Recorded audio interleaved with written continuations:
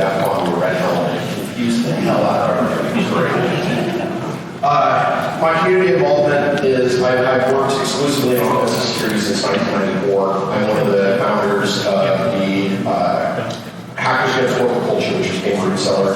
We were one of the first organizations back in the late 1990s to be doing full threat offensive security for red team in commercial environments. Worked 5.5 years with the U.S. government doing active threat response in offensive security. And then in the community, I do a lot of work as well. I was a DEFCON senior unit for 21 years. I'm the founder of Sky Toss. I hang out with 303 and all these other nerdy groups. But really, that's the key is I'm just a nerd. So over the next hour, we're going to discuss the challenge that you guys all face from a day-to-day perspective. We're going to talk about how some of the old ways are not necessarily the best ways. And the idea here is to really change the way that you guys are thinking about how you're approaching this stuff, or making sure that you're kind of going out the right way. Throughout this, feel free at any point to interrupt and chat with me. You'll see I've got attention deficit disorder, so I'm going to be all over the place with what we're doing. If I walk away from the microphone, can everybody still hear me well? Excellent, good. Now I'm going to trapped. So the challenge is that it's hard, right? Like, doing IT and doing security and trying to take care of people, especially people who don't necessarily know what's good or bad for them when it comes to this type of stuff, is difficult. So today, since it's early, the first part of the day, we're all going to start with a little audience participation. I'm going to ask you guys questions, and I want you all, that means everybody, to respond based upon what you see with the question, okay? And we'll kind of play a game from there. Sometimes this goes well, sometimes it's really bad. We'll see how it goes. So number one, everybody in the room, why do you conduct assessments in the first place? Doesn't matter, security assessments, compliance assessments, why do you do that? Okay. Oh, good answers. These are real answers, right? This is best practices. We want to understand where we're weak. Why do you really do it? Yeah. A lot of people say that. Right? If we're being honest, you're going to find out this speech is not going to be what you may think it is. We're going to be really brutally honest here. It's usually the check box. The problem with that is, and what people like me hear when they see that, is that the work that you're doing has, honestly, not much value. It's usually the legally minimum viable solution. I'll say that again. You're going to hear me say it a couple times in this speech. Legally minimum viable. Why should the goal be for us to do the least amount that we possibly can without going to jail? That sounds messed up when you think about it that way. I'm checking the box, I'm doing compliance, I'm doing whatever, but it's because, I was told it happened. The real issue is that you're probably not secure, and you're not going to be secure if this is as large and chasing work that you're doing. All right, here's another fun one. How often do you all do pen testing? Once a year. I heard that a lot. Who else? Anybody do it more than once a year? Okay. There you go. Good, right? Major environmental change, something shifted, right? That's good. Problem that I hear when I hear it once a year is that it means that you're barely scratching the surface. It's like going to the gym once a year, right? Don't be these people, right? This should not be your information security program when people are observing you. How often do you change up your security provider? Never. Yeah. Good answer. That's the answer I want. The truth is that we hear people say once a year, every 3 years, something like this. And the idea behind it, and why they always say this, they want a fresh set of eyes. They want to make sure that they're not missing something. That logic was really great in 1999, right? When I had a security company with 4 people and you hired us to do a pen test, you're getting one of the 4 of us coming and doing it. It's probably a good idea after a couple of years to change that up. But nowadays with modern companies and with the teams that we have and with the approach that we have, the issue with doing it every single year is that it means that you're starting from zero. One of the biggest things I've watched with people that have this mentality of, every 2 years or you're about to switch this stuff, is they don't realize that all the work they've done over the last year or two, all that institutional knowledge goes out the door the moment you change the provider. You still have that knowledge, but the people who are testing you don't. So now you're paying them to come in and learn. All of the stuff that you paid for that other team to learn and already be on top of is now something that's lost and gone. So one of the big things I try to get people to realize is that you can still get a fresh set of eyes. You can still have somebody come in and take a look at the program, make sure that somebody's not missing something. But it doesn't mean that you should flush the whole program when you switch over to a new provider. The other thing to watch for is a lot of times providers will come in and tell you that they can do it better. They can do it different. They have a new tool. They have a new platform. They have something else. Maybe it's valuable, but does that mean you should throw in things that have been working for you? Probably not. All right, how many of you find yourself fighting fires? You just raise your hands on this one. Do you feel like you've got enough time in the day to get everything done you have to get done? Or are you spending all your time focused on whatever you need to get, whatever's on fire that day? The issue that we see there is that it means that your budget spend, your focus, everything else that's going on, you end up spending that on that immediate need, and it makes it very difficult to ever mature or grow your organization. What are you focused on this year? This one's fun.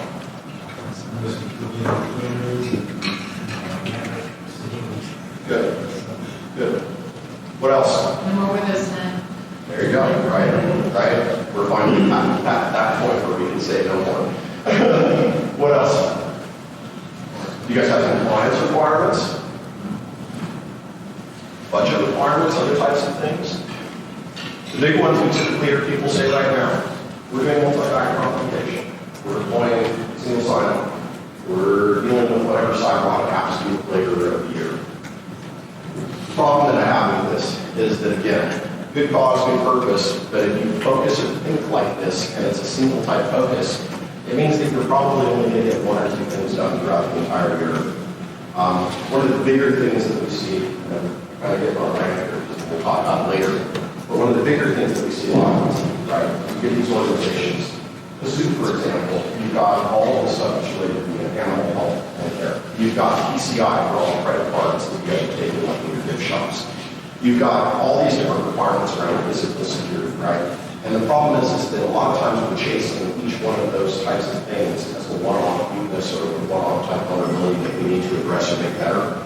The problem when we do that is that everything else that we're working on is kind of pushed to the back burner, and then you're in a situation where nothing ever actually truly is accomplished or finished. You'll spend all year long deploying SSO, feel great about it. You spend $1.5 million maybe on a huge organization to deploy some solution like this. You get it in place, and then once your user do the very first time that somebody goes to fish them, and they see the pop-up on their phone, accept. And now you've just wasted a year of time and $1.5 million because you were focused on the wrong thing. How do you know you're secure? See, I love this audience. The audience like, no, I'm not taking that. People usually say, I've got cyber insurance, right? If I give this speech to a bunch of executives, these are the questions we most typically hear, right? Oh, we've never been hacked. We're not a target. Why would anyone want to target a target, right? That's even messed up. We have cyber insurance. We get hacked. They're just going to pay to fix everything. It's not a big deal, you know? The issue with that is that when I hear that, especially coming from executives, all I hear is they don't care, they don't understand, they don't get it from the very beginning, right? That means that you have to do a whole education around trying to bring these people up to speed to where they can be on the same page as you. That's really what we end up seeing with that. All right, how many partners do you have? Thompson only has one, right? We're in. When you look at a zoo, right, you've got tons. You've got your MSSP that's watching the traffic. You've got somebody working in offset like us, doing pen testing and other types of work for you. You've got governance risk and compliance. You probably have a team that's coming in to help you with infrastructure, new wireless deployment, whatever it is, right? The problem with that is that you end up with lack of focus, disconnection, and communication. You spread thin, right? It becomes a lot of repeated work. Audit fatigue is one of my favorite things to talk about, just because I came from a background in a couple different companies that wireless, telecommunications. One of our labs, we did a lot of assessments and governance risk and compliance work there. The problem is that if you look at the way these standards are set up, you may have 5 different verticals that you have to go down each year for compliance purposes. And if you do it the traditional way, it means that you're probably spending a quarter on each one of your compliance efforts to try to do the paperwork, to try to take next steps. We'll talk about ways where we can kind of unify that here in just a little bit. But the idea should be really that you're measuring once, meaning gathering the data, the information, the evidence, the things that you're being asked for. And then you're able to report many times off of that collection that you did the first time. If you start working in this arena, you'll learn really quickly. Almost all government and compliance requirements that get pushed down on you guys, if you trace back the things that they're asking for in the process, they almost always equate to either this or ISO, right? Even when you look at like CISPA 1 and some of these other types of things out there, the actual ask around them is often the same thing that we just see from NSCSF or from ISO, what is it now, 2700102 or whatever they've now morphed it to. So by being able to go in and understand where these different compliance requirements overlap, it makes it where, again, you can collect that evidence once, know that it's going to be asked for later, and you're not sitting there repeating work over and over. This is one of my favorites. So if you get a pen test done, right, and I come to you and I've got a proposal in my hand to you, who ends up deciding whether or not they're going to sign off on it? Who are the people that determine the final scope? Executives, finance, yep, perfect, right? Exactly what we see. A lot of times it's legal, right? A lot of times it's the lawyers coming in and saying, God, you guys are talking about breaking stuff, shutting stuff down, environmental controllers, that scares us. We don't want to do that. No. The problem with that is that when we do that, those people don't have the technical understanding, they don't understand the value of the purpose, what's being done. That usually comes down to a situation where it's your job to steer them, right? Your job to educate them and train them what the next things are that we should be doing. Do you have executive support? I believe that industry. I do. And organizations that are coming here and the maturity that's been shared with us from Boston and the other folks that have put this together really do make me feel like you guys have executive support. It's part of the reason you're sitting in this room, right? You did probably would have said to you. But the thing that we often hear is that people say, we can't get leadership to understand risk, impact, challenge, need, the actual budget, all the different types of things that are there. And what that really means is that, like I said, if you don't have the budget, if you don't have the focus from the executives, you're probably speaking to them in the wrong language, right? I don't talk to a CFO about heavily technical details. I talk to a CFO about potential financial impacts to the greater business. If I'm talking to, head of security operations, they probably don't care so much about the fact that I didn't have to, call in advance to try to sign a guest book or whatever. It's did I follow the processes and the procedures and the things that I was supposed to do to be on the site in the first place, right? It's that whole making sure you're speaking the right language to the people that you're visiting with. I wouldn't come up here on stage and talk to you guys about finance and budget and breakdown because you guys are all IT. That's going to bore the hell out of me. So instead, we're going to try to focus on some of the stuff that is in building a larger program to make this stuff work. So, again, why is it so hard? Because we're learning. It's not hard, it's just new. When I talk to people about this stuff, it's usually about the fact that you're changing the way that you think about stuff, the way that you understand things. On the right-hand side of the screen, you'll see some pictures that are up there.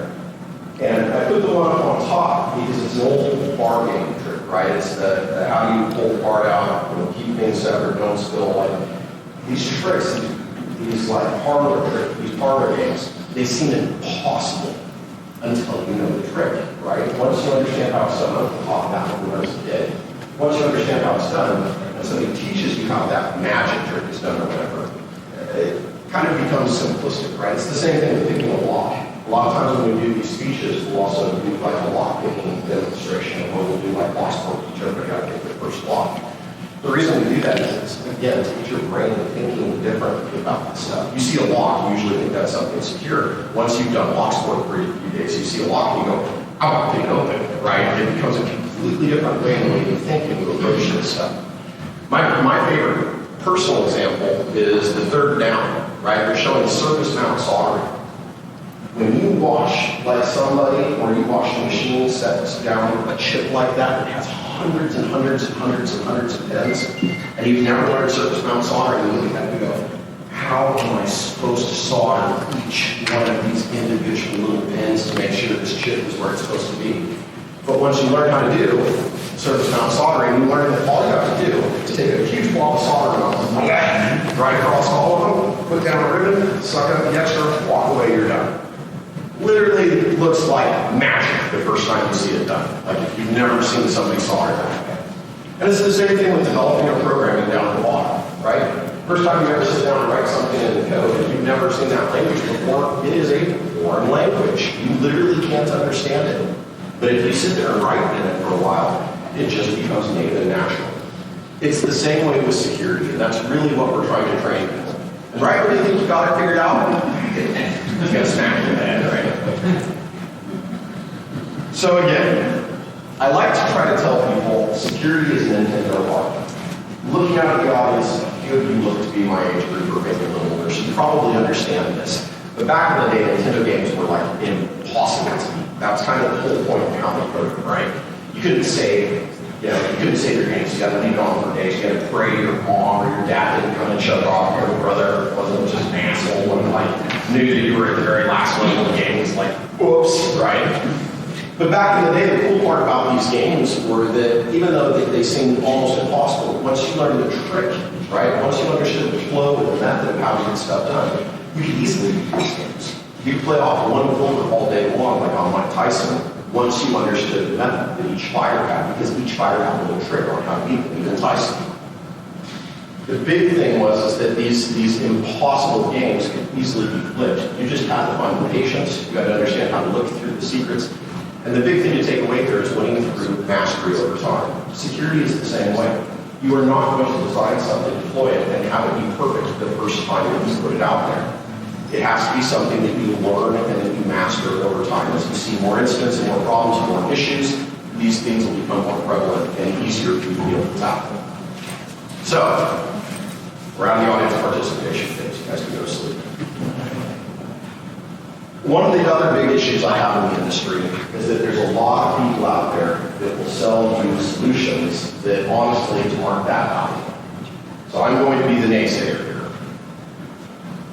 Lots of vulnerability scanning solutions out there, right? I love Tenable. I love their products. I love everything that's there. I use Nessus since its original release. I think this stuff is great. I can say the same about Rapid7. I can say the same thing about Volsys. I can say the same thing about Intel. And what do? They give you a great view of all the assets that are out there. And a good vulnerability scanner really can tell you about the different vulnerabilities and weaknesses that are there. My problem with it is, the upside is executives look at it and they go, well, here's our vulnerability count. This is what matters. This is the focus. This is how weak we are. These are the things that need to be patched. The issue is that it's an extremely limited view.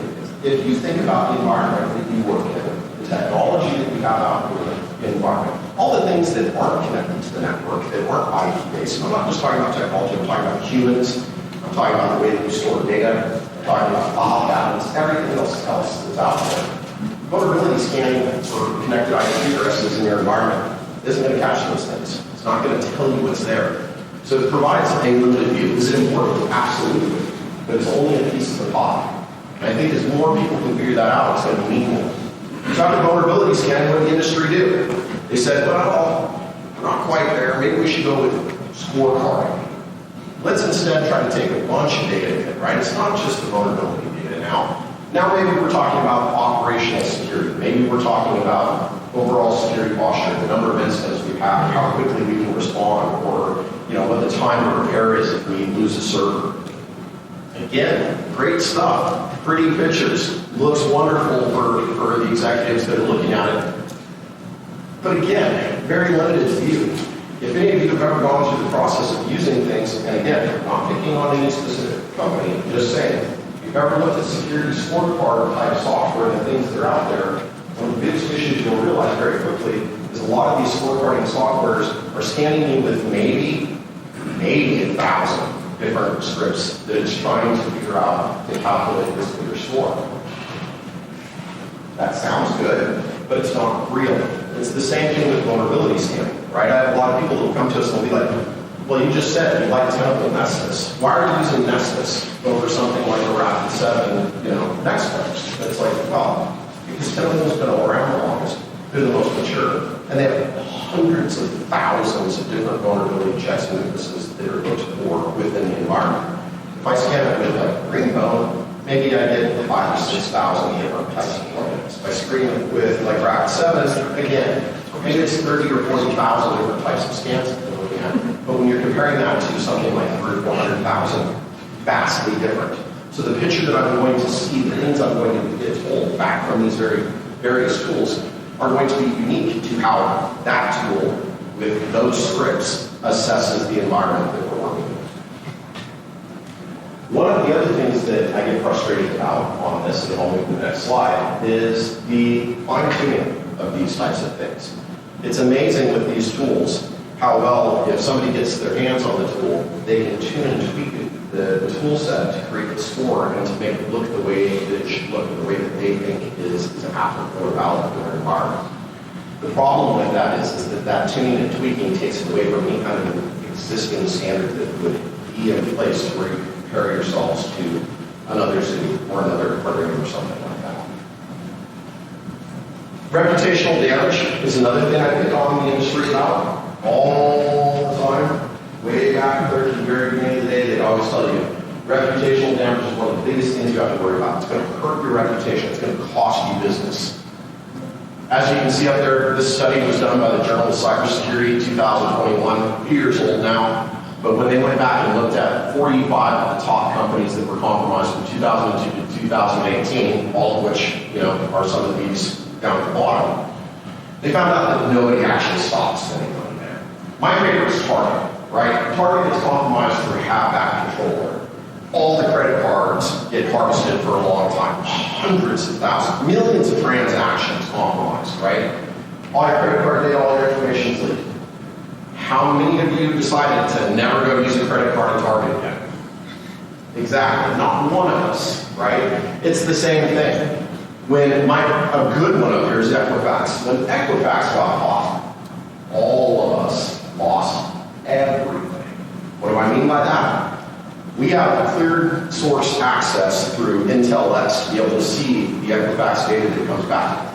It's your name, it's your address, it's your social security, it's all kinds of things. It's your known associates, it's all kinds of bizarre spending data that they collected. All of that got compromised. All of us, against no choice of our own, still have huge records that exist within Equifax because it's one of the larger credit processing type companies that exists out there. So even if you call Equifax and say, take all my data and information out of your systems, about 30 minutes later, they'll just rebuild you. So it's kind of pointless. My issue here is, again, if you're talking to executives, don't push on the reputational damage thing as being a strength point, because the honest truth is that if you look at the real data, it doesn't actually hurt your businesses that much. If you're a tiny, tiny business, you will see impact to it, but with these types of companies, it just doesn't make a difference. This is another one that I'm kind of picky about and mean about. Zero trust. So the issue that I have with zero trust, one pause, one moment. I just realized I'm looking at some old slides here. I want to make sure that I'm getting you guys the right thing here, because it looks like we didn't do an update. That's all. All right. If that's the case, we'll just continue on, and I can clean up, or we can talk through things as we get to it. The issue that I really have with zero trust is that with zero trust, there's all these things that have to be in place, all of this stuff that has to be done in order for it to work right. And what we end up finding is that companies go out and get these big defined budgets, and they say, hey, we're moving to zero trust architecture and security, we're going to put all this stuff that's out there. But then the challenges that we see are that most vendors out there aren't even qualified to actually deploy this stuff and make a statement to say that it actually is properly secure. The other issue that we see is that even if the vendors come in and properly deploy all the solutions to cover all the bases and give you all the controls that are needed for you to feel like a true zero trust environment, it doesn't mean that your side of the house is going to be able to maintain that, monitor that, keep eyes on the glass. There's a lot of requirements that exist far beyond just deploying a control. So it's one of the bigger pushes that we have on this stuff is if you're going to go the zero trust route, realize that's the marketing. What does it actually mean? Where is the actual value, right? You have to figure out what it means and what it looks like for your environment and your specific needs. So, zoo and aquarium security. This is where we get fun, right? And it is missing a couple little slides, but that's okay. You guys have unique needs beyond just about any company or business I've ever worked with in my life, right? I've never walked into a big bank in Manhattan, right, and had to deal with a tiger.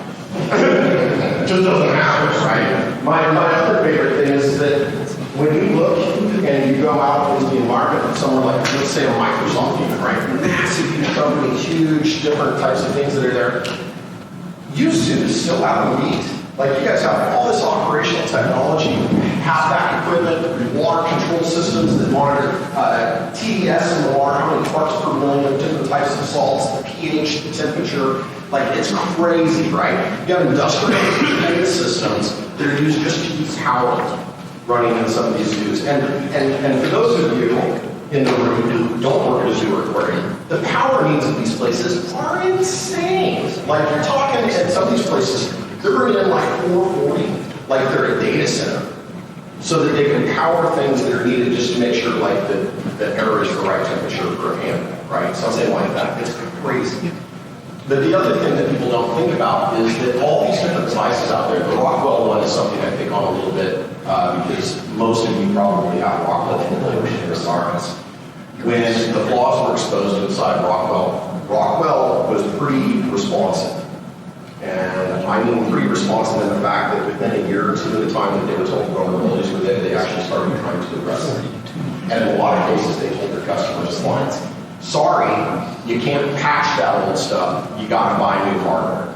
Give us $120,000, we'll sell you the latest model, and then you don't have to have this flaw. This is common with embedded technology and with these systems that are used to control all of this stuff. Because most of them were designed to put in place and configure and leave alone. The whole point was they're supposed to just do their job without you messing with it and provide you control data that comes back to say, yep, everything looks good. We're not cooking the sharks today in the tank, right? The temperature is the right temperature. But it means that you guys have a lot of different ways you can compromise. Flipper zeros. Everybody got one of these and playing with these? You're all IT people. I hope you have one. If you don't, go buy one. They're absolutely wonderful. But that gate system up at the very, very top of the picture there is controlled with a radio frequency that opens and closes that high voltage, super secure gate into an animal sanctuary. A Flipper Zero, anyone can walk up, and if they're within radio range, they can clone that and then walk over there and open the gate anytime they want, over and over and over again. Even if you've got, in the case of the example of that door, a Princeton 24-bit key that's supposed to be rolling, and then you find out that the keys are actually sequentially iterating. So there's no security or safety there whatsoever. Past incidents. I know this is probably touching some of your hearts, because I know some of you in this room are up on this screen. It's not new. Zoos and aquariums are getting hacked a lot. And the problem is we're just now starting to realize this and get on top of this. I think of the ones that are on the screen that a lot of people may or may not have seen. Do we have anyone from the Tennessee Aquarium here? I actually really was hoping someone was here so that they could tell us a little bit more about the AirTag one. But the AirTag one wasn't even a security problem with the aquarium. It wasn't something that failed. It was the fact that while some kids were at the zoo, someone was putting AirTag in their pocket to be able to track the child. Now, this is something that we commonly see in like law enforcement brings as being done for human trafficking, kidnapping, extortion, other types of things like that. They made a really, really big deal about this aquarium tag. And the thing of why I brought this up and why I think it's silly is that this could happen anywhere in the world. But because it happened at the aquarium, the media latched onto the fact that it was an aquarium. So now you've got moms out there, dads out there, daycares, other people that would be taking tours and trips that sit there and see a headline like this. And as you can imagine, going back to the reputational damage we just talked about, it probably actually caused a little bit of a dip. Maybe not something permanent, but something that possibly has an impact. Credit card breaches are a big one too, right? Oregon Zoo's ticketing system, that was through their online ticketing account, whatever you call it, like their shopping cart online. It wasn't even something that was done like on the Zoom or in person. It was something where they compromised the websites and their harvest the credit card information that was And as the CEO pointed out earlier today, one of the biggest challenges you guys are dealing with are these stupid influencers and people that are trying to jump fences and go in and pose with the animals and do this other stuff. So once again, humans are our biggest problem, right? Like, they're the most difficult to control and all this stuff. I think the other one I would mention here that's pretty interesting to me, very sad, is the ransomware. Toronto Zoo, when they got ransomware, they recovered, and everybody kind of just thought it was great and fine, and like everything had gone well, until they realized like all of their research data had not been able to be recovered, right? So they lost decades of research that they had been doing on animals when that attack had happened. Now, for all of you who work with this, you understand how impactful that is and how big the deal is. For out there for the rest of the industry, people who don't do this stuff, look at it and they go, it's research data, it's school data, who cares? They don't have a clue of how impactful that truly was to that zoo. The last one there is the $75,000 fish tank hack. This one was nuts, and I'm sure everybody's seen this, but years ago in Las Vegas, they compromised an aquarium through the environmental controllers of the aquarium, and then found out that that operational technology was connected to the greater casino network, and they used it to hack all of the different assets within the casinos. Really big issue, right? This I can go into this one quite deeply, but I recommend going out and just kind of researching and looking into it, because it's interesting. It was like literally their temperature monitor that they compromised that had like an embedded Linux system on it, and that gave them a foothold into the rest of the environment to be able to compromise the casinos. Changed over time, again, we're missing a few ones here, but really the key that I wanted to get across in this slide is that you guys don't just have an animal care stuff to worry about. You don't just have PCI with the credit card data that's there. There are all kinds of other things that are in place, right? In the case of like Zoo Atlanta, for instance, the pandas. That is a perfect example of something where if something were to occur with pandas, that could create an international incident with China, right?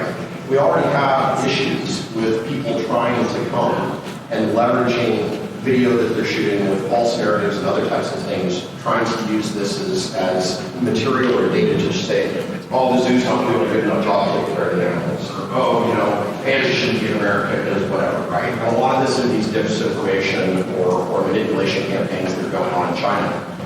But it's like, when I go out and I do this work for other types of people, it's not usually a reputational type thing from another country that we're having to worry about. Maybe China's hacking them. China's hacking everyone.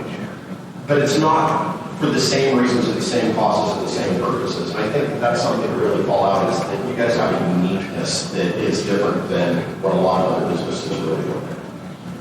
So how do we find a better way?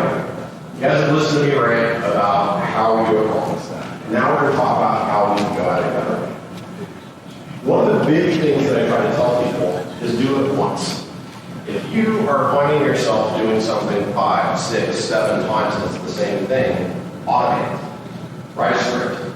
Use AI. Do whatever you can to free yourself up to where you have that time to focus on things that are bigger, better, and more important.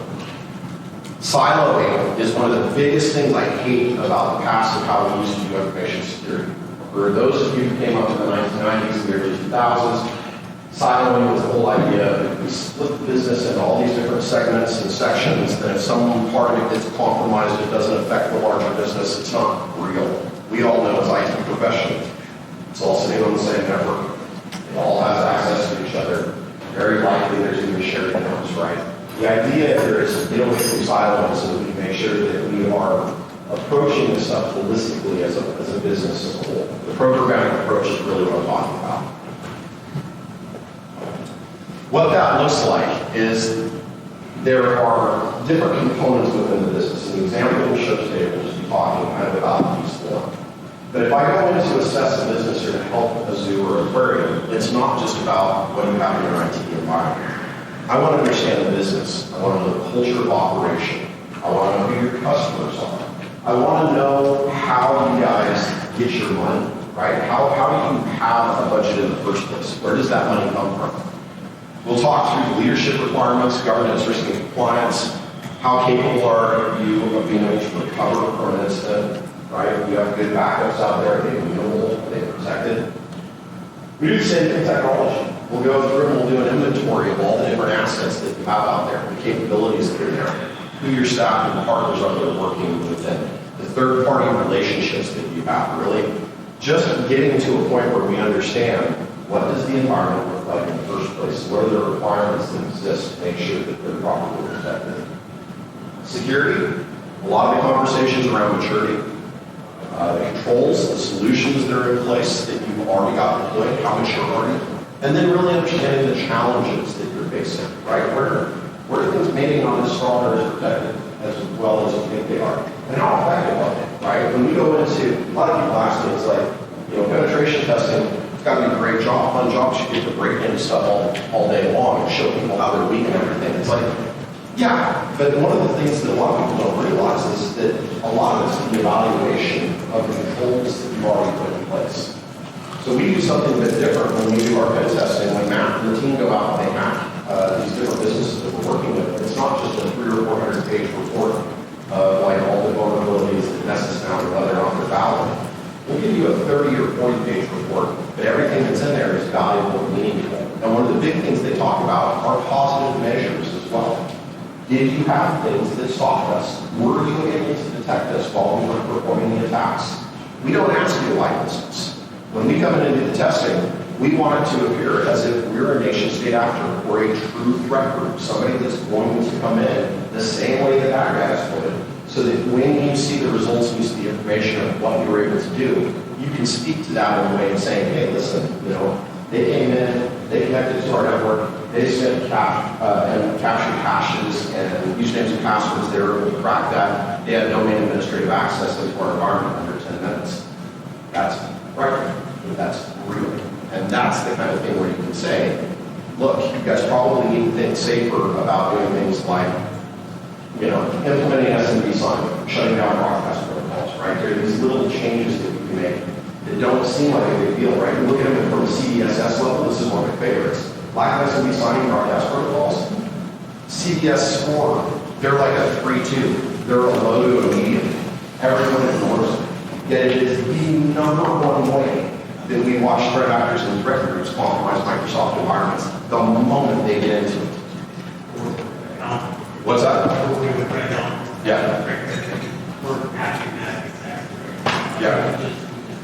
Well, and again, to your point, how long did it take them when it's 10 minutes?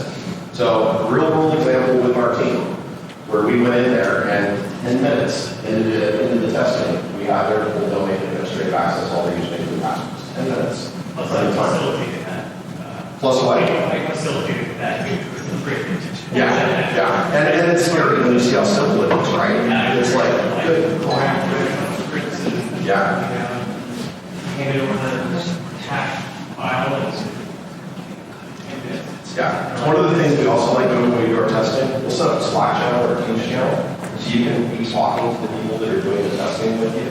So you can actually see the work that's being done. It really demystifies this stuff to where it's not black magic anymore. Most of the time you'll see this stuff as like very basic, simple scripts. It's just knowing how to put it all together. The last part that we talk about is really the adversaries, right? Understanding the capability of the people that are compromising you. What are the known threats? Do you have good awareness? Are you prepped for the worst, right? How many times have you been hacked before? What happened? What was the impact when we got compromised before? And those types of things then help us build programs that make sense, right? From a planning perspective, we can sit there and look, what's the overall risk all for the business? What are the priorities, the big wins, the next steps that need to be taken? And then in program execution, one of the top things that's on there, and the reason I've got it at the very, very top, is that remember, without the executive support for a program like this, you're probably not going to get the funding or the support you need to execute and get it done. Always get that executive buy-in. If the executive is involved through the process of talking about what it is that you're testing, how you're going to test it, why you're testing it, then they're a hell of a lot more likely to sign off versus it just being a TO that's dropped on their desk at $50,000 just over the cost for you to do the next phase of the project. Always get them involved. Also try to figure out how you're going to move to a continuous approach. I don't care if that's monthly, weekly, quarterly, maybe even twice a year. But the one and done approach of doing something once a year and thinking that those results are going to be valid even in a month or two from the time you get the testing done, is a real dangerous way to think anymore. Because as we all know, new vulnerabilities, new weaknesses, changes within the environment, like you mentioned earlier, that stuff happens all the time. A lot of times it's occurring without us having any knowledge or forethought that this stuff is going to be coming at us. So you've got to figure out how to be doing continuous assessment to stay on top of the weaknesses and the things that are there. The other thing I'd tell you too, and this is just a tip, after years of doing consulting, stay out of the weeds. If you're sitting in the audience, or if you're sitting and you have an audience with the board or an executive group, talking about 16 different vulnerabilities that exist on 254 systems, and they have these CPSS scores, and we're concerned about them for these reasons, and that doesn't mean anything to an executive. You're wasting their time, you're wasting your time. What you need to do is try to talk to them about how, by taking this larger programmatic approach and implementing a plan and a greater, more mature security program, you can address the issues that are most concerning to that business. That's the way to get buy-in and to get the support that you need. I've watched way too many people that are way too smart for their own good, and they sit down in front of their boss's boss has the money, and all they want to do is show the boss how just smart they are, which I'll tell you as an executive isn't the best way to position yourself, right? You make them feel stupid, they feel disconnected from what the actual ask is, and after about the third or fourth iteration of you doing this, they're probably going to tune out on what your original ask was anyway. Instead, talk the language like we talked about and figure out what matters to them. The last part here to really enable success is unify, prioritize, and execute. What I mean there is bring things together. I think on governance, risk, and compliance, you guys have seen me do it earlier today, but one of my big issues that I have is that people look at GRC and say, that's it. And they don't realize, again, minimum legally viable solution. The GRC is still a huge part of your overall program, the requirements and the things that are going to shape how your overall security program works. So I really tell people, ask these questions. These questions will really help you get to where you're going and determine why it is that you're spending budget, why it is that you're spending money, and what steps you need to take next that are going to have a true impact on greater business. Ask yourself when you're going through these questions, why does it matter to the business in the first place? And it should never, the answer should never ever be because I need to check a box. If you're doing it to check a box, you're doing it for the wrong reason. The other thing I'd say is playing together. We talked about siloing earlier. This is really how you get away from that. Forming a steering committee is one of the most powerful ways that you can unify your business. So when we go in and we do these programmatic approaches with companies, I don't want to just be talking to you, the IT professional, the lead, the person who's deciding what's going on with information technology.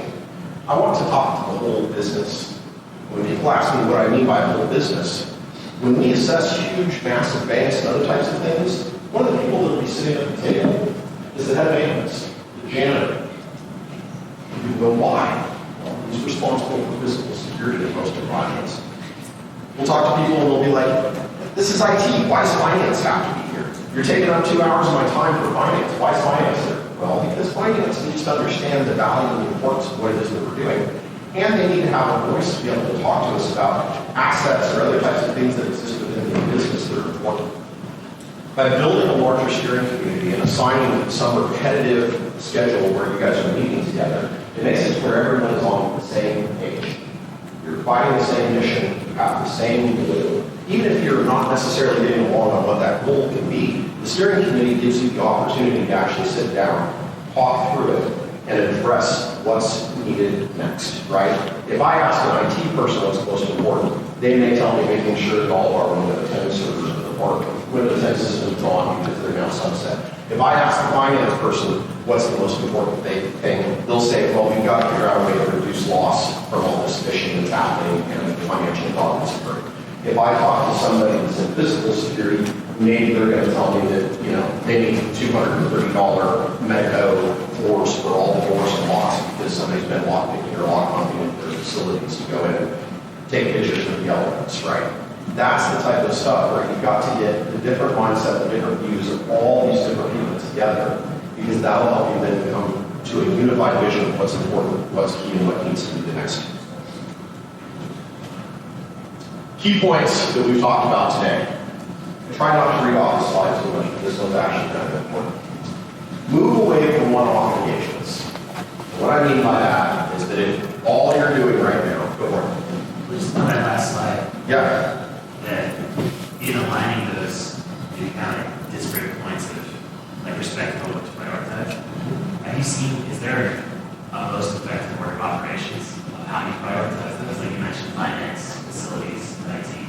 That's what order of operations typically is? Risk and cost of impact.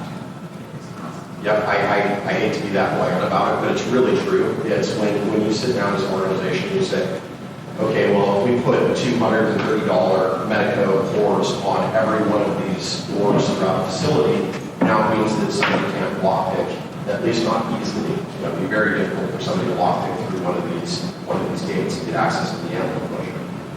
At the same time, they can just climb the damn fence, right? So it kind of becomes this question of, well, is it worth this massive investment if we have other physical security needs that may be the issue?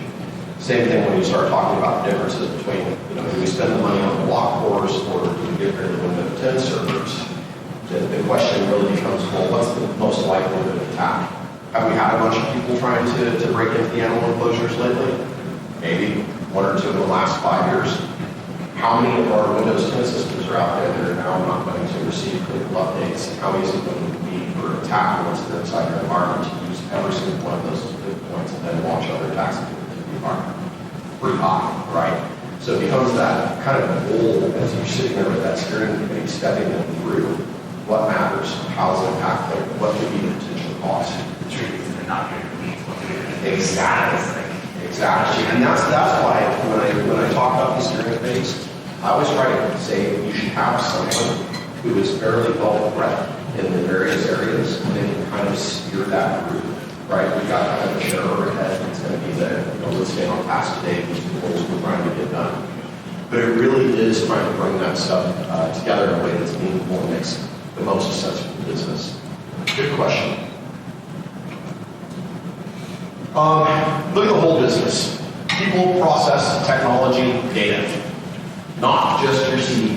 I pick on this one all the time, right? I talk to various businesses out there and they're like, oh yeah, we do pen testing every year. It's a PCI requirement. We have to come in and validate our PCI environment. And then I go, so you have an isolated enclave for your PCI, and you have 4 servers in there, and 3 workstations maybe, and those less than 10 servers, you make sure that they can't talk out and that things can't talk in, right? That's what you did for your PCI pen testing. They go, well, simply, yeah, that's kind of a good way to put it. It's like, what do you do to assess these other 3,000 systems in your environment? Oh, well, we don't have to. That's not part of the PCI requirement. Going back to the legally minimum viable solution like we talked about before. If you take a holistic look at people, process, technology, and data, you're doing things like security awareness training, you're doing social engineering campaigns, you're doing things to make sure that the data is properly flagged, isolated, labeled, classified, these types of things, it's hugely impactful to your greater overall mission and the success of what it is that you're trying to create.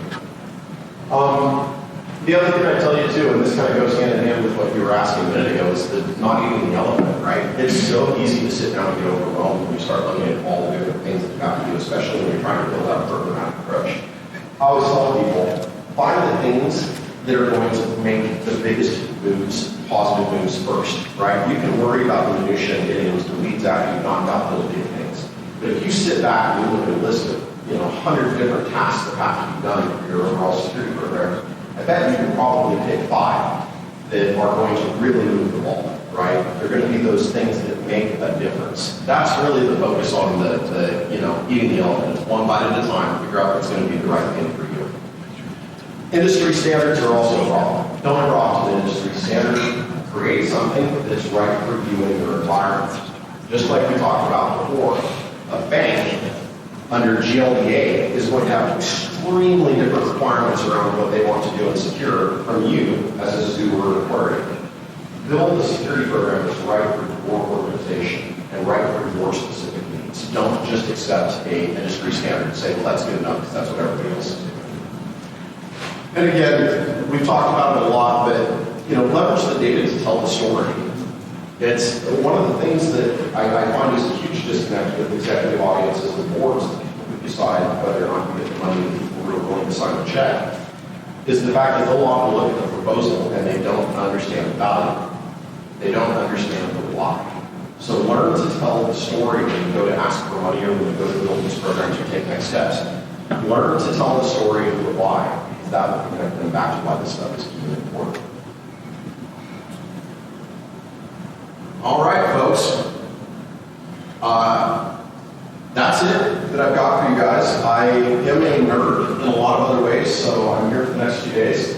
If you are into any of the crazy stuff you see on the screen, let me know. I'd love to talk more about working and personal life as well. But I am an 100% off-grid on the side of a mountain, living in a bunker in Colorado, ham radio, hacking nerd. I've got a gold line. My house is actually powered by a Schneider industrial control system because my wife is awesome.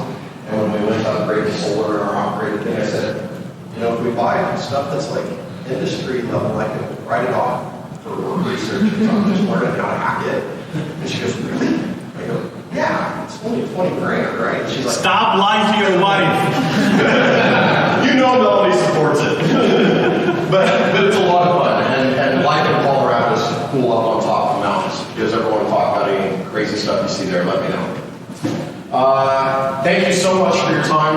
I'm on all the different social platforms. Please add me. Please visit with me. I love talking about this stuff with large audiences, but it's even more fun when we get to go on this stuff one-on-one and kind of go deeper. And again, enjoy your next couple of days. Sure. Are you thinking about sort of